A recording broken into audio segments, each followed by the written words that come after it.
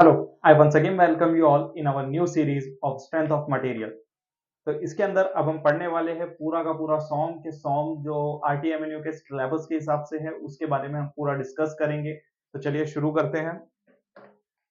सबसे पहले जो हमारा फर्स्ट चैप्टर है, चैप्टर नंबर 1, जिसे कहते हैं स्ट्रेस एंड स्ट्रेन। ओके, अब बेटा ये जो स्ट्रेस होता है, सबसे पहले डिस्कस करते हैं हम स्ट्रेस के बारे में। स्ट्रेस क्या होता है? स्ट्रेस इज जस्ट लाइक एक एग्जांपल के थ्रू हम समझते हैं कि फॉर एग्जांपल अगर ये कोई हमारा फिक्स सपोर्ट है, यहाँ पर एक बार है, एक प्रिज्मेटिक बार है। प्रिज्मेटिक बार मतलब जो through out the cross sectional पूरा का पूरा सेम हो, कहीं से भी आड़ा टेढ़ा ना हो। मतलब फॉर एग्जांपल अगर उसकी लेंथ, अगर उसका एरिया या कुछ इस प्रकार अगर उसका 8 सेंटीमीटर है और ये 3 सेंटीमीटर है, तो इसकी लेंथ फॉर एग्जांपल 6 मीटर्स है, तो ये पूरे थ्रू आउट 6 मीटर इसकी जो शेप है वो 8 सेंटीमीटर बाय 3 सेंटीमीटर का ही रहेगा। This type of bars is known as prismatic बार।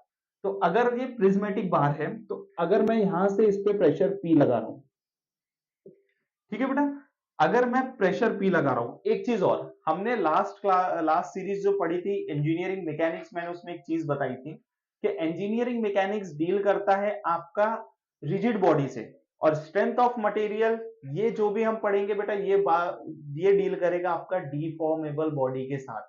अब ये डिफॉर्मेबल बॉडी क्या होती है? जैसे फॉर एग्जांपल रबर, कोई भी इलास्टिक बॉडी जिसको आप डिफॉर्मेबल बॉडी बोल सकते हो। अगर आप स्ट्रक्चर की बात करो, प्लास्टिक की बात करो, जैसे फॉर एग्जांपल अगर मैं ये प्लास्टिक के कैप को दबा रहा हूं तो इसका शेप चेंज हो रहा है, but after releasing the stress ये अपने आप its original shape and size.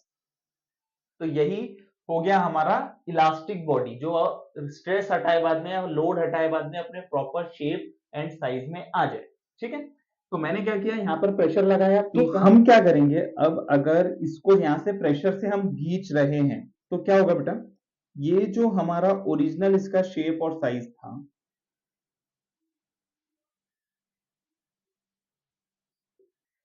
Due to इसके खींचने के वजह से इसका जो शेप है वो कुछ तो भी चेंज आउट हो जाएगा।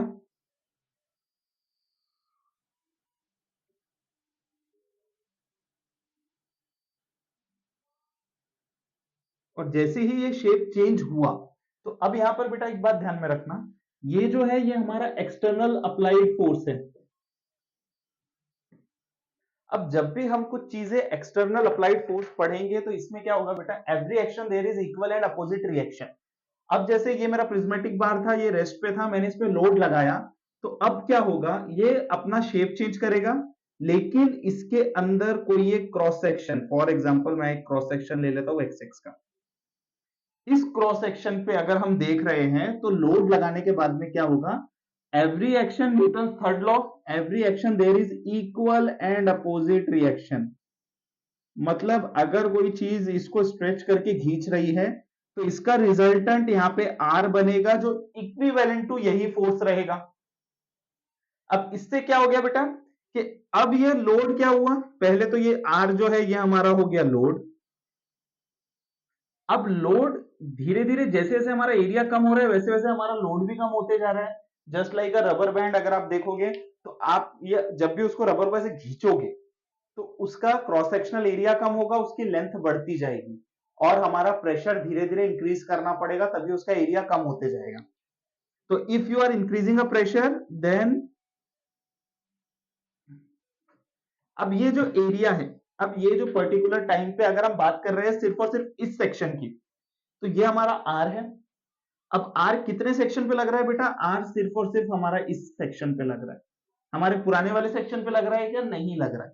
तो स्ट्रेस का सिंपल मतलब यही है कि जितना लोड, हमारा जितना रेजिस्टेंस लोड जितने एरिया पे लग रहा है उसे हम कहेंगे स्ट्रेस, या यही आर जो है वो हमारा इक्विवेलेंट टू पी रहता है। तो इसी से वो फॉर्मूला ड्राइव हुआ है, stress is equals to load upon area. ठीक है, एक्चुअली देखा जाए तो ये लोड कौन सा होना चाहिए, ये लोड होना चाहिए हमारा रेजिस्टेंस, बट ये रेजिस्टेंस इक्विवेलेंट टू हमारा एक्सटर्नल लोड होता है, तो जिसके वजह से हमारा स्ट्रेस का फॉर्मूला बन जाता है लोड अपॉन एरिया। ठीक है, अब स्ट्रेस के बारे में हमने पढ़ लिया। अब स्ट्रेस के बाद में हम बात करते हैं हमारे स्ट्रेन की। स्ट्रेन कुछ भी नहीं है, स्ट्रेन स्ट्रेस से बहुत इजी है। अब स्ट्रेन में क्या होगा, अब जैसे मैंने ये बॉडी मेरी जो लास्ट वाली थी, इसमें पहले था हमारा हमारा ओरिजिनल लेंथ थी इसकी एल। अब इसकी पुरानी लेंथ जो थी बेटा वो थी एल। अब हमने क्या किया, इसको खींचकर इसकी ओरिजिनल लेंथ क्या कर दी हमने, जो हमारी पहले लेंथ थी वो थी एल। अब थोड़ी सी और लेंथ हमने बढ़ा दी तो ये क्या हो गया हमारा डेल्टा एल। ठीक है। स्ट्रेन का फॉर्मूला कुछ भी नहीं है, स्ट्रेन का सिंपल फॉर्मूला है change in length upon original length, या change in shape upon original shape, change in size upon original size. लेकिन ये शेप और साइज वाली बात हम दूसरे सब्जेक्ट्स में पढ़ते हैं।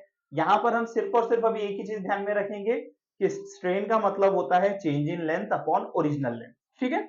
अब change in length upon original length का फॉर्मूला, स्ट्रेन को आप डिनोट करते हैं, कुछ लोग इस तरह डिनोट करते हैं टाउ से, कुछ लोग स्मॉल ई एप्सिलॉन जिसे हम कहते हैं उससे डिनोट करते हैं, और कुछ कुछ लोग इसको कैपिटल ई से भी डिनोट करते हैं। तो हम इसको सिंपल क्या तो टाउ से डिनोट करो या फिर एप्सिलॉन से, क्योंकि ई जो है ये हमारा इलास्टिक कांस्टेंट है जो हम आगे पढ़ेंगे हमारे चैप्टर्स में। तो हम बात करते हैं स्ट्रेस और स्ट्रेन। मैंने अभी बता दिया, स्ट्रेस का formula load upon area upon original length, means delta L means change in length upon original length. जैसे फॉर एग्जांपल अगर ये हमारा जो लोड था, एग्जांपल हम दोनों के करके देख लेते हैं कि हमारा एल दिया हुआ है 5 मीटर, लोड हमें दिया हुआ है 10 किलो न्यूटन, और ये हमारा प्रिज्मेटिक बार है जिसका शेप है 4 सेंटीमीटर पर है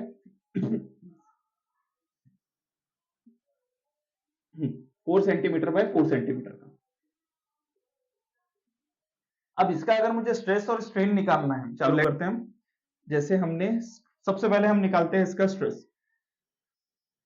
स्ट्रेस का फॉर्मूला मैंने अभी बताया, लोड अपॉन एरिया। अब हमारा जो लोड है वो कितना है 10 kilo Newton. 10 kilo Newton try करो उसको न्यूटन में लेकर आ जाए हम। अब न्यूटन में लेकर आओगे तो क्या होगा, 10 इंटू 10⁻³ ये हो गया हमारा न्यूटन अपॉन। अब एरिया की बात करोगे आप तो एरिया मतलब 4 सेंटीमीटर बाय 4 सेंटीमीटर। बट एक चीज ध्यान में रखना बेटा, जब भी आप स्ट्रेस निकालो ट्राई करो कि आपका जो स्ट्रेस रहे उसका स्टैंडर्ड यूनिट है न्यूटन पर एमएम स्क्वायर। अब ये न्यूटन पर एमएम स्क्वायर कैसे होगा, हमारा पी जो रहेगा वो रहेगा वेट किलो न्यूटन या न्यूटन, एरिया हम क्या तो एमएम स्क्वायर में लेंगे या फिर मीटर स्क्वायर में लेंगे। ठीक है। तो इसके यूनिट्स क्या हो जाएंगे, क्या तो होगा किलो न्यूटन न्यूटन पर एमएम स्क्वायर, या हो जाएगा किलो न्यूटन पर मीटर स्क्वायर। कुछ कुछ आप इसको किलो न्यूटन पर एमएम स्क्वायर में भी लिख सकते हो या न्यूटन पर मीटर स्क्वायर में भी लिख सकते हो। It's all depends on you कि आपको क्या करना है। यूनिट यही ध्यान में रखना है कि फोर्स अपॉन एरिया रहेगा। ये हो गया। अब एरिया की बात करें 4 सेंटीमीटर है, इसको अगर मैं एमएम में लेके आ जाऊं तो ये हो जाएगा 40 एमएम। ठीक है, क्योंकि मुझे इसको एमएम में लाना है। तो 4 4 16, तो ये हो जाएगा हमारा 1600 एमएम। अब सिंपल सी बात है, इसको यहां से कैलकुलेट करो 100 अपॉन 16, तो हमारा यहाँ पे आंसर आ रहा है 100 डिवाइडेड बाई 16 6.25 किलो न्यूटन पर मीटर स्क्वायर। तो ये हमने कैलकुलेट कर लिया हमारा स्ट्रेस। अब वही अगर हम स्ट्रेन कैलकुलेट करना है तो स्ट्रेन हम यहाँ कैलकुलेट कर लेते हैं। स्ट्रेन का फॉर्मूला क्या है, change in length upon original length. अब हमारी ओरिजिनल लेंथ कितनी थी, ओरिजिनल लेंथ है 5000, और हमारी चेंज इन लेंथ कितनी किया हमने, एग्जांपल हम ले लेते हैं, चेंज इन लेंथ हम कर लेते हैं 50 एम। इतना नहीं होता है बट एग्जांपल के तौर पे हम ले लेते हैं 100। 1/100 मतलब हमारा आंसर आ गया आपका हाँ 0.01। स्ट्रेन में कोई भी यूनिट नहीं होगा, इसीलिए हमने यहां से यूनिट हटा दिया। जैसे अब यूनिट क्यों नहीं होगा, क्योंकि दोनों सेम यूनिट है, same. Change in length upon original length ये क्या तो मीटर में रहेंगे या सेंटीमीटर में रहेंगे या एमएम में रहेंगे या फीट इंचेस में रहेंगे, लेंथ भी ओवरऑल सेम ही रहेगा। तो हम यहाँ पे चेंज, हमारा जो स्ट्रेन है इसके अंदर कुछ भी चेंज नहीं होगा, सेम एज इट इज आएगा। ठीक है बेटा। अब यहाँ पे बात आती है कि इनका रिलेशन क्या है, स्ट्रेस और स्ट्रेन जो हम पढ़ रहे हैं इसका रिलेशनशिप। स्ट्रेस और स्ट्रेन का सबसे बेस्ट रिलेशनशिप रहता है हमारा stress strain curve. Stress strain curve के बारे में अब मैं आपको बता दूं। अब बेटा स्ट्रेस स्ट्रेन कर्व में क्या है कि जो भी स्ट्रक्चर ज्यादा डक्टाइल होगा, मार्क माय वर्ड, ज्यादा डक्टाइल होगा जो भी स्ट्रक्चर, उसका स्ट्रेस स्ट्रेन कर्व बहुत बड़ा बनेगा, या फिर ये कह लो कि उसमें बहुत सारे पॉइंट्स आएंगे। बहुत सारे पॉइंट्स जैसे कि लिमिट ऑफ प्रोपोर्शनैलिटी आ जाएगी, लिमिट ऑफ इलास्टिसिटी आ जाएगी, यील्ड आ जाएगा, अपर यील्ड पॉइंट आएगा, लोअर यील्ड पॉइंट आएगा, अल्टीमेट स्ट्रेस आएगा, ब्रेकिंग आएगा, फ्रैक्चर आएगा, ये सब हो गया। और जो भी ब्रिटल मटेरियल्स रहेंगे, ब्रिटल मटेरियल्स, उसका जो स्ट्रेस स्ट्रेन कर्व रहेगा वो 2 या 3 पॉइंट्स आते हैं, उसमें ज्यादा कुछ पॉइंट्स नहीं आते। अब डक्टाइल क्या होता है, ये हमने फिजिक्स में पढ़ा है। डक्टिलिटी मतलब कोई भी स्ट्रक्चर को आप ठोक पीट के थिन वायर्स वगैरह में इजीली डिफॉर्म कर सकते हो विदाउट इट्स ब्रेकिंग पॉइंट। मतलब जैसे फॉर एग्जांपल कोई भी अगर बड़ा रॉड है स्टील का, तो मैं इसको ठोक ठोक के इसको एक पतले से थिन थ्रेड्स के अंदर लाके बना सकता हूं विदाउट डैमेजिंग और without crossing the elastic limit. तो ये हम कंसीडर करते हैं हमारा डक्टाइल मटेरियल। जैसे कॉपर के जो हमारे इलेक्ट्रिक के वायर्स आते हैं उसके अंदर कॉपर वायर्स रहते हैं, तो कॉपर वायर्स भी एक तरीके से डक्टाइल मटेरियल है, क्योंकि उसको हमने ठोक ठोक के थिन थ्रेड्स में बना लिया है। ठीक है। अब स्ट्रेस स्ट्रेन कर्व के अंदर हमारे सिलेबस में दो टाइप के स्टील कौन से है बेटा? एक रहता है हमारा माइल्ड स्टील, दूसरा रहेगा हमारा टीओआर स्टील। ये हो गया हमारा माइल्ड स्टील।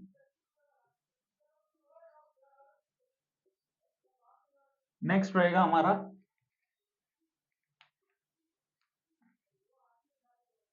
TOR steel. अब बेटा ये जो टीओआर स्टील है इसको कहा जाता है टोरिस्टेग स्टील।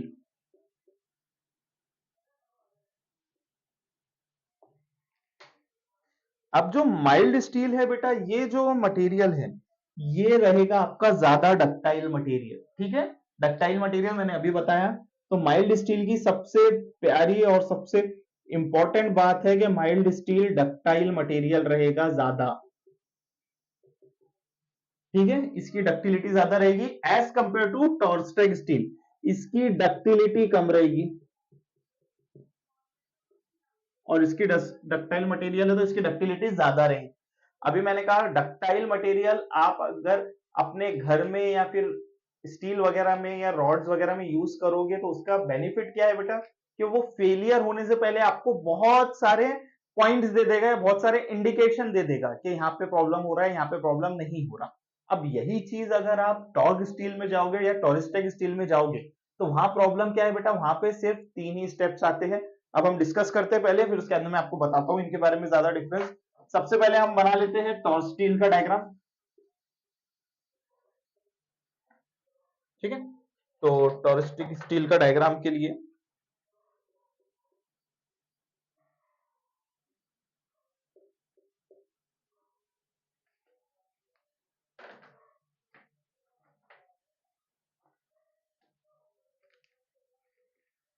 अब स्ट्रेस स्ट्रेन कर्व में कभी भी याद रखा जाए कि जो हमारा एक्स एक्सिस पे है ये रहेगा हमारा स्ट्रेन, और जो हमारा वाई एक्सिस पे है ये रहेगा हमारा स्ट्रेस। ठीक है। अब बेटा एक बात ध्यान में रखना, टोरिस्टेग स्टील हो चाहे हमारा माइल्ड स्टील हो, इसके अंदर फर्स्ट स्टेप जो आएगी वो आएगी आपकी elastic limit. Elastic limit in the sense, या एक तो इलास्टिक लिमिट कह लो या प्रोपोर्शनैलिटी लिमिट कह लो, टोरिस्टेग के लिए दोनों सेम ही है। सिंपल सा मतलब ये है कि वो स्ट्रेंथ या वो लिमिट के बाद में, वो लिमिट पहुंचे बाद में आपका जो स्टील है वो वापस डिफॉर्म अपने प्रॉपर शेप एंड साइज में नहीं आएगा। मतलब हुक्स लॉ उस टाइम पे वैलिड नहीं रहेगा। ओके। अब यहाँ पे क्या है जो सबसे पहला हम बनाएंगे, तो सबसे पहले जैसे जैसे आप यहाँ पे स्ट्रेन बढ़ाते जाओगे तो आपका स्ट्रेस बढ़ता है, और एक पॉइंट पे आए बाद में यहाँ पर ये आता है हमारा ए पॉइंट, जिसको हम कहते हैं टेंसाइल स्ट्रेस। टेंसाइल पॉइंट बोल दो, सॉरी टेंसाइल नहीं, इसको हम कहेंगे हमारा इलास्टिक लिमिट, या फिर ये कह लो कि लिमिट ऑफ प्रोपोर्शनैलिटी। ये दोनों की दोनों यहाँ पे सेम ही रहेगा, कोई भी चेंज नहीं रहेगा। आफ्टर दैट क्या होगा कि हम अगर थोड़ा सा और स्ट्रेंथ लगाएंगे तो ये पॉइंट हमारा अल्टीमेट स्ट्रेस टच कर जाएगा। ठीक है, अल्टीमेट स्ट्रेस मतलब बेटा इससे ज्यादा स्ट्रेस इस पॉइंट पे या फिर इस बार में नहीं हो सकता।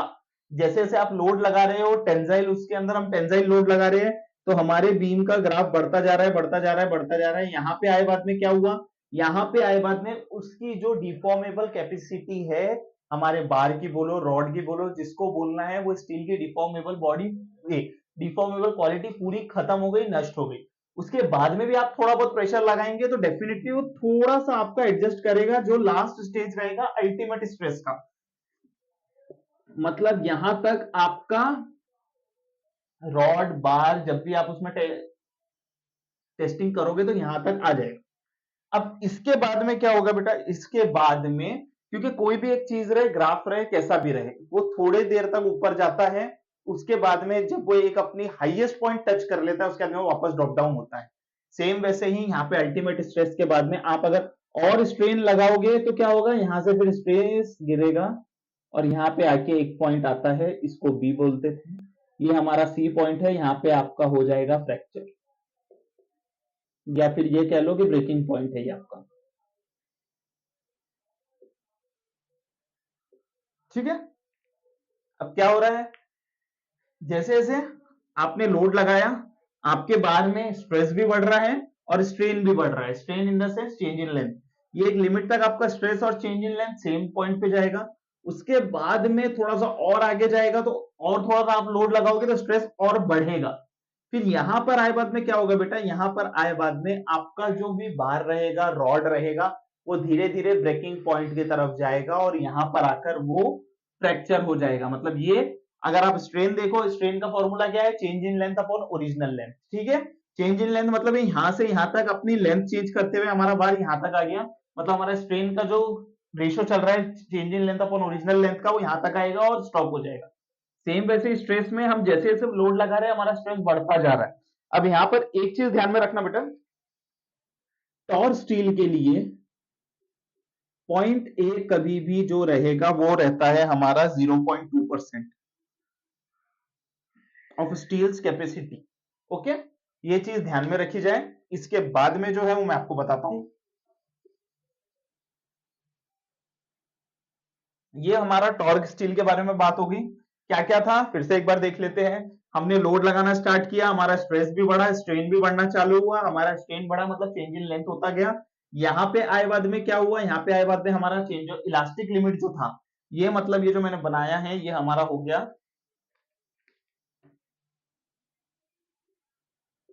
Elastic zone.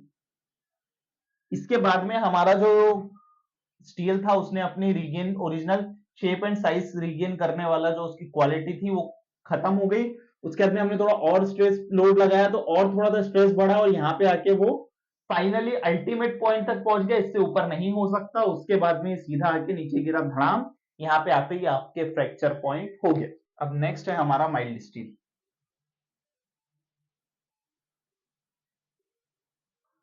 अब माइल्ड स्टील का जो ग्राफ है बेटा, ये ग्राफ जो है माइल्ड स्टील का, ये जो ग्राफ है माइल्ड स्टील का, इसमें बहुत सारे पॉइंट्स हैं।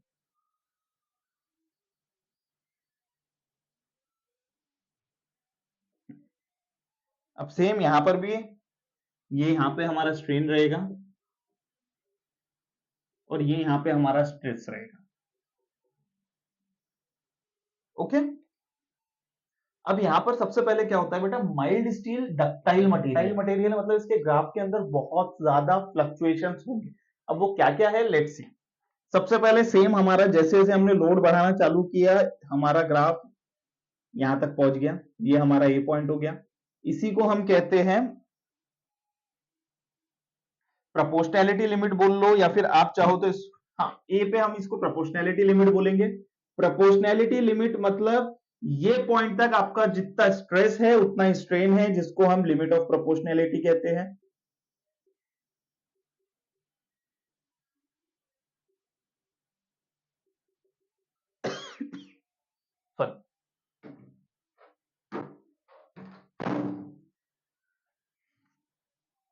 लिमिट ऑफ प्रोपोर्शनैलिटी और इलास्टिक लिमिट, ये बाकी ग्राफ्स के अंदर सेम रहते हैं, बट जब माइल्ड स्टील की बात आती है तो लिमिट स्टेट ऑफ प्रोपोर्शनैलिटी क्या है बेटा, मतलब ये वो लिमिट है जहां पर आपका हुक्स लॉ फॉलो करता है।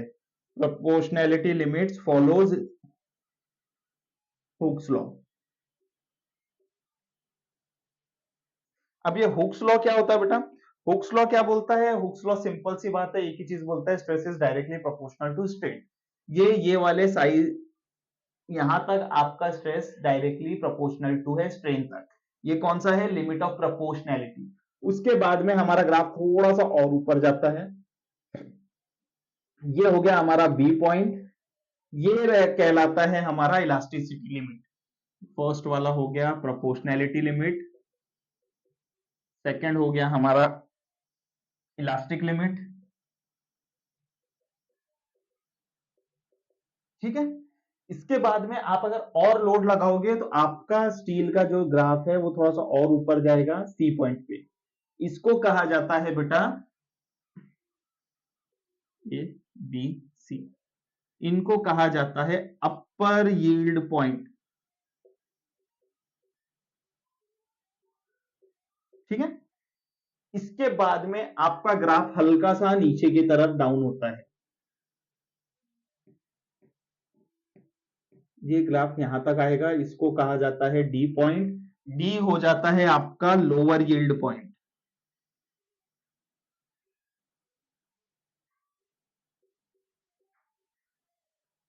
अब ये ग्राफ कहां पे बता रहा है आपको, ये ग्राफ आपको यील्डिंग के बाद बता रहा है, यहां तक आपका जो स्ट्रक्चर या आपका जो स्टील का रॉड है वो रहेगा, यील्ड होगा। इसके बाद में अगर आप लोड लगाओगे तो आपका बार थोड़ा सा और ऊपर जाएगा, जिसको आप कहोगे ई, ये हो गया आपका proportionality limit, elastic limit, upper yield point, lower yield point, then आता है आपका अल्टीमेट स्ट्रेस,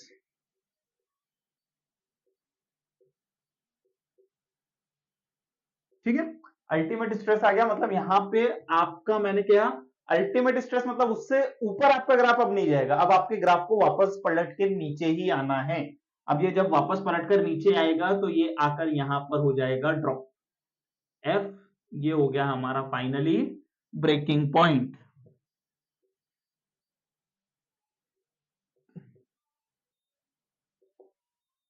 सिंपल, यहां तक हमने पढ़ लिया। अब ये हमारा O2A है। अब बेटा इस जोन को हमने क्या कहा, इस जोन को हमने कह दिया लिमिट ऑफ प्रोपोर्शनैलिटी या फिर प्रोपोर्शनैलिटी लिमिट जोन, ये हो गया हमारा इलास्टिक जोन।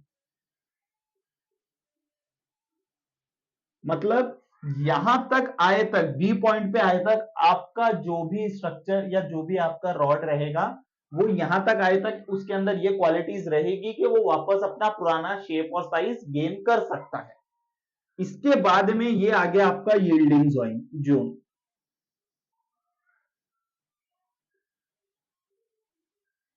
अब बेटा यील्डिंग जोन में क्या होता है, जैसे फॉर एग्जांपल ये मेरा एक बार है जिसपे हमने प्रेशर दोनों साइड से लगाया है। अब इलास्टिक जोन तक इसके अंदर कोई भी चेंजेस ज्यादा नहीं आते, इसके अंदर इतने ही चेंज आते हैं कि अपने वापस शेप एंड साइज पे आ सकता है, मतलब निग्लिजिबल चेंजेस होंगे। जैसे ही वो बी पॉइंट को क्रॉस करके डी सी और डी वाले पॉइंट के जोन में, यील्डिंग जोन में आएगा, अब यहां पर क्या होगा कि यहां पर जो इसके अंदर आपस में जो एक बॉन्डिंग स्ट्रेंथ है, ये छोटे छोटे थ्रेड से ही बना हुआ है, छोटे छोटे थ्रेड्स अब क्या होगा, आपस में टूटना शुरू होंगे। यील्डिंग पॉइंट मतलब वो जोन जहां पर आकर आपके स्टील के बार्स के अंदर जो पॉइंट्स है या जो थ्रेड्स है वो एक एक करके टूटना स्टार्ट होना शुरू हो जाएंगे, ठीक है। यहां पर आपका स्ट्रेन यील्डिंग पॉइंट आ गया बेटा। अब यहां पर आता है आपका स्ट्रेन यील्ड पॉइंट में आपने देख लिया, ये हो गया। अब इसके बाद में लास्ट आएगा, ये होगा आपका स्ट्रेन हार्डनिंग जोन।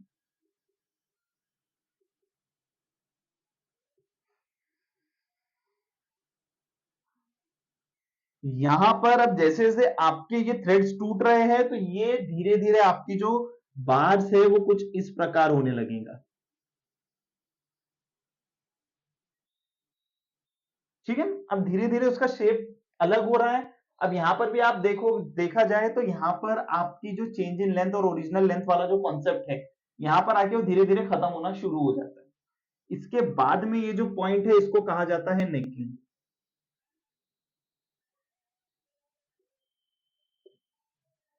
हाँ, सॉरी, यील्ड जोन के बाद में यहाँ पे वो पॉइंट आ जाता है जहां पर ये अपने जो इंटरनल आखिरी दो पॉइंट्स रहेंगे जो एकदम टच में रहेंगे, ये एक दूसरे से थ्रेडिंग टूटना शुरू हो जाती है।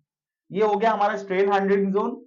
और लास्ट में है हमारा नेकिंग पॉइंट। नेकिंग पॉइंट मतलब क्या होता है, ये जो आपको नेक दिख रहा है बेटा यहां से यहां तक, ये आपका नेकिंग पॉइंट बोलो। एफ मतलब जैसे ये अगर आपका स्टील बार है तो वो अंदर की तरफ कुछ ऐसा हो जाएगा, ठीक है।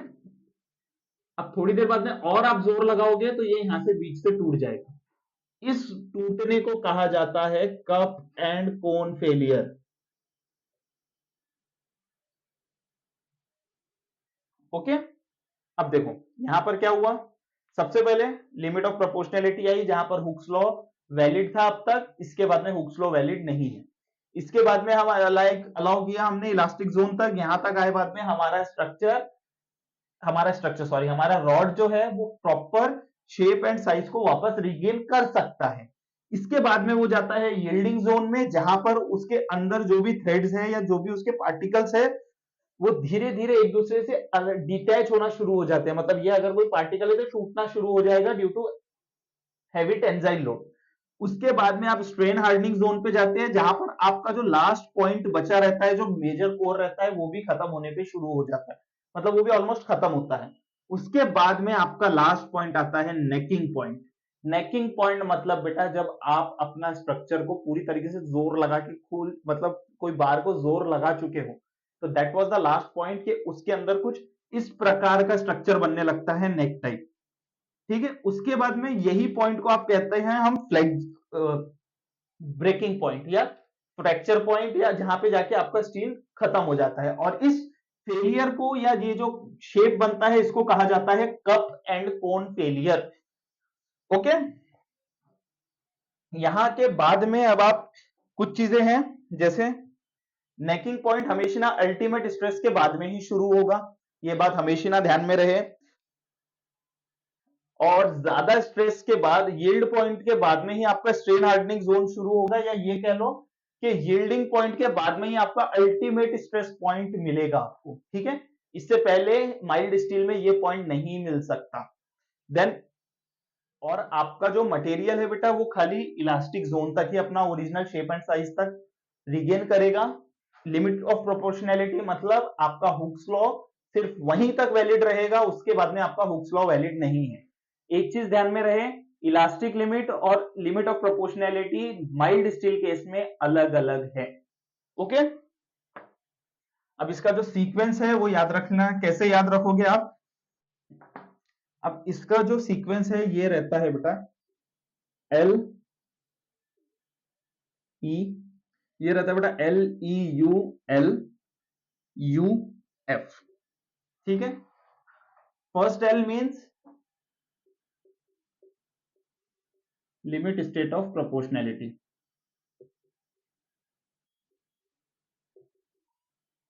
नेक्स्ट इज इलास्टिक लिमिट,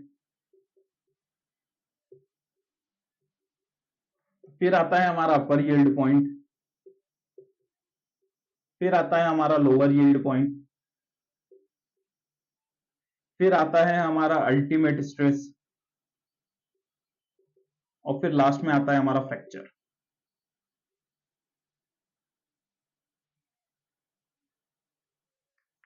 तो ये चीज हमने आज पढ़ लिया, स्ट्रेस स्ट्रेन कर्व क्या है, कैसा है और कितना इसके अंदर आगे हमें जाना है, ठीक है। इसके बाद में अब जो लास्ट हम बताने वाला था, माइल्ड स्टील और टॉरिस्टेग स्टील के बीच का डिफरेंस, एमएस और टीएस, ठीक है।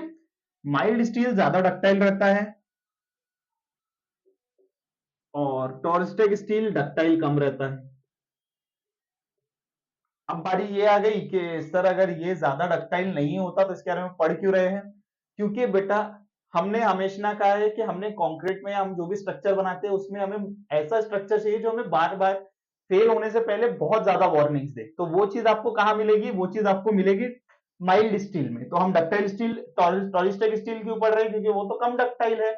इसका मतलब वो हमें ज्यादा वार्निंग्स नहीं देगा, ऑफकोर्स डेफिनेटली नहीं देगा, बट ये एक चीज आपको देता है, कंक्रीट और रेनफोर्समेंट बार के बीच में बहुत ही प्यारा स्ट्रॉन्ग बॉन्ड देता है। जो चीज यहां पर भी मिलती है, बट इसकी क्वालिटी थोड़ी कम रहती है और यहाँ पे इसकी क्वालिटी थोड़ी सी ज्यादा रहती है। ठीक है बेटा, तो ये चीज ध्यान में रहे कि माइल्ड स्टील डक्टाइल ज्यादा रहता है, टॉरिस्टेक स्टील डक्टाइल कम रहता है। बट हम उसको क्यों रखते हैं, क्योंकि उनका कंक्रीट के साथ बॉन्ड बहुत अच्छा बनता है एज कंपेयर टू हमारा माइल्ड स्टील। इसीलिए हम देखते हैं कि कई स्ट्रक्चर्स में जहां पर आप आरसीसी स्ट्रक्चर देखोगे, तो कई जगह की कंक्रीट की वॉल है या कंक्रीट है, वो आपस में एक दूसरे से उतना अच्छा बॉन्डिंग नहीं होता, और कई बार हम देखते हैं कि कॉलम के अंदर के जो बार्स है वो ओपन टू एटमोस्फियर आ जाते हैं। वो चीज टॉरिस्टेक स्टील में देखने को मुश्किल होती है। तो ये दोनों का मेजर फर्क है जो आपको साइट पे मिलेगा, और भी बहुत सारी जगह देखने को मिलेगा। तो आज के लिए हम इतने पे रुकते हैं। See you in the next videos. Thank you.